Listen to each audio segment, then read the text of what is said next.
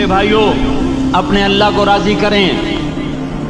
جن دکانوں کے پیچھے نمازیں چھوٹ گئیں، جن دکانوں کے پیچھے سچ کو طلاق ہو گئی، جن دکانوں کے پیچھے دیانت چلی گئی، خیانت آ گئی، بددیانتی آ گئی، ہاں اللہ تعالیٰ قیامت کے دن کہے گا بددیانت سے، وہ تو نے جو امانت کھائی لے کے آ، وہ امانت جو تو کھا گیا تھا لے کے آ. کہے گا یا اللہ کہاں سے لاؤں، وہ تو دنیا میں رہ گئی. اللہ تعالیٰ فرمائیں گے پڑی ہوئی ہے جہنم میں، پڑی ہے، جا اٹھا کے لا. اور وہ جہنم میں کیسے جائے؟ تو فرشتے ماریں گے چل، اور وہ اس کو لے کے چلیں گے، اور چلتے چلتے دوزخ کا سب سے خطرناک حصہ حاویہ، وہاں اس کو لے کے جائیں گے جہاں منافق رہتے ہیں. بددیانت لوگ حاویہ تک چلے جائیں گے ایمان ہونے کے ساتھ بھی. امانت کو کھانے والے لوگ حاویہ میں چلے جائیں گے جو منافقین کی آگ ہے اس میں. وہاں دیکھے گا تو جس کا مال دبایا تھا دنیا میں وہاں پڑا ہوگا، کہے گا اچھا یہاں پڑا ہے، اتنے میں وہ تباہ ہو جائے گا. اس کو اٹھائے گا، کندھے پہ رکھے گا، پھر اوپر چڑھنا شروع کرے گا، چڑھنا شروع کرے گا، چڑھنا شروع کرے گا. جب دوزخ کے کنارے پر آ جائے گا تو وہ اس کے ہاتھ سے چھوٹ جائے گا اور پھر حاویہ میں جا گرے گا. اس کے ساتھ فرشتے مار کر پھر کہیں گے جا واپس لے کے آ. پھر یہ واپس جائے گا، پھر اسے اٹھائے گا، پھر کندھے پہ لے کے چڑھے گا اور چڑھے گا اور چڑھے گا. جب کنارے پر آئے گا تو پھر اس کے ہاتھ سے چھوٹ جائے گی. اس کے پھر فرشتے مار کے نیچے گرا دیں گے جا لے کے آ. اب یہ کبھی اس میں سے نہیں نکل سکتا. اس کمانے سے توبہ کریں، یہ کمانا جہنم میں لے جائے گا. اور ادھر دوسری سنو، سَيَعْلَمُونَ الْيَوْمَ مَنْ أَصْحَابُ الْكِرَامِ، ایک فرشتہ اعلان کرے گا آج پتہ چلے گا عزت والے کون ہیں، آج پتہ چلے گا عزت والے کون ہیں. أَيْنَ الَّذِينَ تَتَجَافَى جُنُوبُهُمْ عَنِ الْمَضَاجِعِ، کہاں ہیں راتوں کو اٹھ کے نمازیں پڑھنے والے. ارے میرے بھائیو یہ نماز کی غفلت بہت بڑی ہلاکت ہے. میں کیسے سمجھاؤں؟ میں تو جب بھی جمعہ پڑھاتا ہوں میں یہ مضمون ضرور بیان کروں. مجھے جب یہ مجمع نظر آتا ہے تو میرا دل ٹکڑے ٹکڑے ہو جاتا ہے کہ یہ 8ویں دن آتے ہیں اور باقی دن کہاں ہوتے ہیں. یہ کیوں نہیں سمجھتے؟ ان کے آنکھ کیا ہو گیا؟ ان کے کانوں میں ڈاٹ لگ گیا، یا دل کے اوپر کوئی پردہ آ گیا، یا میں کوئی عربی میں بات کرتا ہوں جو سمجھ میں نہیں آتی، یا میں کوئی ان سے چندے کا مطالبہ کر رہا ہوں، یا کوئی اپنی ذات کے لیے سوال کر رہا ہوں، یا اپنی شخصیت کی دعوت دے رہا ہوں. آج نماز عزت دلائے گی. سب سے پہلا اعلان ہوگا کہاں، آج پتہ چلے گا عزت والے کون ہیں، کہاں ہیں راتوں کو اٹھ کے نماز پڑھنے والے اور اللہ کے نام پہ خرچ کرنے والے. صرف نماز نہیں، زکوٰۃ بھی دینی پڑے گی. پیسہ ہے زکوٰۃ نہیں دے رہے، پیسہ ہے اللہ پہ کے نام پہ خرچ نہیں کر رہے. بھائیو اللہ کے نام پہ خرچ کرنا سیکھیں اللہ کے واسطے. اپنے آپ کو سادگی پہ لائیں اور اللہ کے نام پہ لٹانا سیکھیں. اللہ آپ کی نسلوں کو واپس کرے گا، صرف آپ کو نہیں، آپ کی نسلوں کو واپس کرے گا. آپ اللہ کو قرضہ دے رہے ہیں، کسی ایسے ایرے غیر کو قرضہ نہیں دے رہے. یہاں مسجدیں والے چندے مانگ رہے، بھائی مسجد کو چندہ دو. مدرسوں والے چندے مانگ رہے، مدرسوں کو چندے دو. یہ تو مسلمان کی غیرت کے خلاف ہے کہ اللہ کے گھر میں مسجد کے لیے چندہ مانگا جائے. اور کہیں صندوقچیاں پھرا رہے، کہیں وہ جھولیاں. ایسی مجھے شرم آتی ہے. یہ کرنے والوں پر بھی میں کیا کہوں، ان کی عقلوں پہ بھی پردہ ہے کہ اللہ کے گھر میں مخلوق کے سامنے جھولی پھیلاتے ہیں.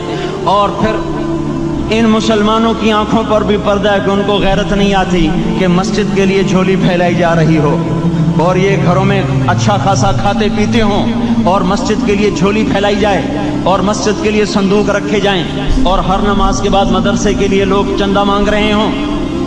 یہ ایمانی اور غیرت کے خلاف، مسلمان کی سخاوت کے خلاف ہے کہ اس طرح مسجد کے لیے جھولیاں پھریں اور مسجد کے لیے صندوق پھریں. ہم تو اللہ کے نام پہ بے دھڑک لگائیں، اقیم الصلاۃ وآتوا الزکاۃ، اقیم الصلاۃ وآتوا الزکاۃ 67 دفعہ یہ حکم چلا ہے، اور ہر دفعہ زکوٰۃ کے ساتھ نماز نماز زکوٰۃ زکوٰۃ نماز نماز زکوٰۃ زکوٰۃ نماز۔ نماز پڑھنے والے زیادہ ہیں نسبتاً زکوٰۃ دینے والوں سے، زکوٰۃ دینے والے تھوڑے ہیں، پیسہ جاتے ہوئے جان جاتی۔ ہمیں نہ دو، اپنے غریب رشتہ داروں کو تلاش کر کے دیں، اپنے غریب رشتہ داروں کو، اپنے غریب پڑوسیوں کو۔ آج جو صحیح دیانت دار تنخواہ دار ہے وہ بھی مستحق زکوٰۃ ہے، اگر وہ دیانت دار ہے تو۔ اگر رشوت نہیں لیتا تو آج کا ایس پی بھی مستحق زکوٰۃ ہے۔ میرا ایک دوست ایس پی کہنے لگا میں زکوٰۃ کا مستحق ہوں، حالانکہ میں ملتان کا ایس پی ہوں، کہ 15 دن میرے گھر میں کبھی سالن پکتا ہے کبھی نہیں پکتا۔ اپنے اوپر صرف خرچ کرنا۔ بچے کو کھلونے کی خواہش تھی، 1000 روپے کے کھلونے لے کے دے دیے، کیا ظلم ہے یہ؟ 1000 روپے کے کھلونے بچے کو لے کے دے دیے، کیا اللہ نہیں پوچھے گا کہ اس 1000 سے کسی غریب کے گھر کا دیا جل سکتا تھا، اور کسی کے غریب کا ایک ہفتہ گزر سکتا تھا، تیرے کسی مسکین رشتہ دار کے گھر میں بھی کچھ سالن پک سکتا تھا۔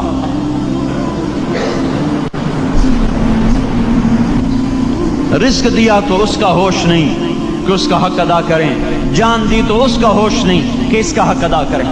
سجدہ جان کا حق ہے، اور زکوٰۃ اور صدقات یہ مال کا حق ہے۔ میں کب اپنے لیے مانگ رہا ہوں؟ میں کہہ رہا ہوں اللہ اپنے غریب رشتہ داروں کو دیں، ان کو تلاش کریں اللہ کے واسطے۔ اپنی بیویوں سے پوچھو سونے کی زکوٰۃ دی ہے؟ دے، ورنہ تو خود پکڑی جائے گی، تیرا زیور تیرے لیے گنجا سانپ بن کے تیری زبان کو ڈسے گا۔ ان کا میں نے تو بچیوں کے لیے سنبھال کے رکھا ہے، اس کی زکوٰۃ دو پھر ٹھیک ہے، ورنہ اسم کو توڑ کے اس کی زکوٰۃ دو، نہیں تو یہ مال پکڑوا دے گا قیامت کے دن۔ نماز نہیں چھڑا سکتی اگر زکوٰۃ نہیں دی، اور زکوٰۃ نہیں چھڑا سکتی اگر نماز نہیں پڑھی۔ مسجد بنا دی 50 لاکھ میں، اگر خود نمازی نہیں تو یہ مسجد بنانا اسے جہنم سے نہیں بچا سکتا۔ میرے بھائیوں، اپنی جان کا بھی صحیح استعمال کریں اور اپنے مال کا بھی صحیح استعمال کریں۔ ہم ایسے اندھے نہیں ہیں کہ جو بچے نے چاہا لا کے دے دیا، جو بیگم نے مانگا اٹھا کے دے دیا، نہیں نہیں، ہم پہلے دیکھیں گے اپنے اوپر۔ حضرت عثمان رضی اللہ عنہ کے پاس ایک سائل ہے، حضور سے مانگنے آیا، آپ نے کہا عثمان کے پاس چلے جاؤ۔ عثمان سے مانگنے گئے تو آگے بیوی پہ لڑ رہے، کس بات پہ؟ یوں کہہ رہے، وہ باہر چھوٹے چھوٹے گھر ہوتے تھے تو باہر آواز آ رہی، بیوی کو کہہ رہے اللہ کی بندی رات تو نے چراغ میں بتی موٹی ڈال دی، وہ بتی ڈالتے تھے نا اس کی روئی کی، تو تیل زیادہ جل گیا، تو یہ کہنے لگے یہ کس کنجوس کے پاس بھیج دیا؟ جو بیوی پہ لڑ رہا ہو کہ تو نے بتی موٹی ڈالی ہے تو یہ مجھے کیا دے گا؟ تو یہ دمڑی بھی نہیں دے گا۔ جب ان کو باہر بلایا اور خیرات مانگی کہ وہاں سے آیا ہوں، تو انہوں نے اندر گیا، ایک تھیلی اٹھائی، نہ پوچھا کہ کتنے چاہیے، نہ پوچھا کہ کون ہو، 3000 درہم اٹھا کے دے دیے۔ وہ حیران ہو کے کہنے لگا یار ایک بات تو بتاؤ۔ کہا کیا؟ کہا یہ مجھے تو نے اتنے دے دیے کہ میری اگلی نسل کو بھی کافی ہیں، اور خود بیوی پہ تو لڑ رہا تھا کہ بتی موٹی کیوں کر دی؟ کہنے لگے وہ اپنی ذات پہ خرچ تھا، وہ پھونک پھونک کے کرنا ہے، یہ اللہ کو دے رہا ہوں جتنا مرضی دے دوں، یہ تجھے تھوڑا دے، اللہ کو دے رہا ہوں۔ تو اپنی جان کو بھی لگائیں اللہ پر، اور اپنے مال کو بھی لگائیں اللہ پر، اور میرے بھائیوں اپنی کمائیوں کو حلال پہ لائیں، اور بیویوں کو سمجھا دیں کہ ہم تمہاری خاطر دوزخ میں نہیں جا سکتے۔ یہ ہم اس پر توبہ کریں، اس پر توبہ کریں، اور یہ آبادی ہر وقت ہونی چاہیے مسجد کی۔ چلو کوئی جو جہاں سے بھی آیا ہے مسجد کے عادی بنو میرے بھائیوں۔ ہماری جماعت گئی تھی اردن میں 1991 میں، تو ہم اسرائیل کے بارڈر پر چلے، انہوں نے بتایا کہ یہ ہم سے آمد رفت بات چیت ہوتی رہتی ہے، چونکہ کچھ عرب ادھر رہتے ہیں کچھ عرب ادھر رہتے ہیں، رشتہ داریاں ہیں۔ تو کہا یہ یہودی ہم سے پوچھتے ہیں تمہاری فجر میں نمازی کتنے ہوتے ہیں اور تمہارے جمعے میں نمازی کتنے ہوتے ہیں؟ ہم نے پوچھا یہ تحقیق کیوں کرتے ہو؟ ان کا ہماری کتابوں میں یہ ہے کہ جب فجر کی نماز کے نمازی اور جمعے کی نماز کے نمازیوں کی تعداد برابر ہو جائے گی تو یہودی دنیا سے مٹ جائیں گے۔ اب یہاں فجر میں 1.5 صف ہوتی ہے اور جمعے میں باہر بھی صفیں بنی پڑی، چلو میں کہتا ہوں مان لیا 1/3 طبقہ باہر سے آیا ہے، یہ 2/3 تو یہیں سے اٹھ کے آیا ہے، یہ کیوں نہیں ہر نماز میں آتا؟ میرے بھائیوں اپنے حال پہ رحم کریں، اللہ کے واسطے میری پکار کو سنیں۔ میں آپ کو کوئی فلسفہ نہیں سمجھا رہا، میرا روزانہ ہر جمعہ جب آتا ہوں میں یہی مضمون بیان کرتا ہوں، میں روزانہ آپ کو نیا بیان سنا سکتا ہوں۔ 360 دن ہیں، میں اللہ کے فضل سے آپ کو روزانہ نیا 360 دن میں آپ کو 360 نئے بیان سنا سکتا ہوں۔ میں یہاں بیان کرنے نہیں بیٹھتا، اپنا دکھڑا میں روتا ہوں کہ پوری گلستان کالونی جہنم کی طرف جائے اور میں ان کا پڑوسی ہوں اور میں انہیں جہنم میں جاتا دیکھوں اور میری ہائے نہ نکلے تو میں ڈوب کے مر جاؤں۔ جلتا کتا ہم نہیں دیکھ سکتے اور اس ہماری آنسو نکل پڑیں، چوہے کو ہم جلتا نہیں دیکھ سکتے اور میں اتنی شکلوں کو جہنم میں جاتا دیکھوں۔ جس نے فجر آج نہیں پڑھی اس نے پر جہنم کو واجب کر لیا، جو اب آئندہ اثر نہیں پڑے گا اس پر جہنم واجب ہو گئی۔ پھر میں کیا مضمون بیان کروں، کیا فلسفے بیان کروں؟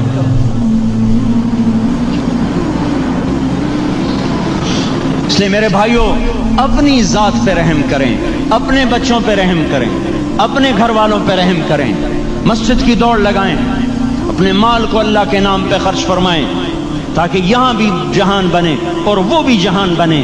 کیا زندگی ہے، چلتے چلتے سانس نکل جاتا ہے پھر یوں مٹ جاتے ہیں جیسے دنیا میں کبھی آئے نہ تھے۔ پوتے پوچھتے ہیں ابا دادا کی قبر کہاں ہے؟ ابا کہتے ہیں بیٹا یہیں کہیں مل گئی، پتہ نہیں کہاں ہے۔ آج تو اگلی نسل دادے کی قبر نہیں دیکھ سکتی، ہم اس دنیا کی خاطر اللہ کے باقی ہو جائیں۔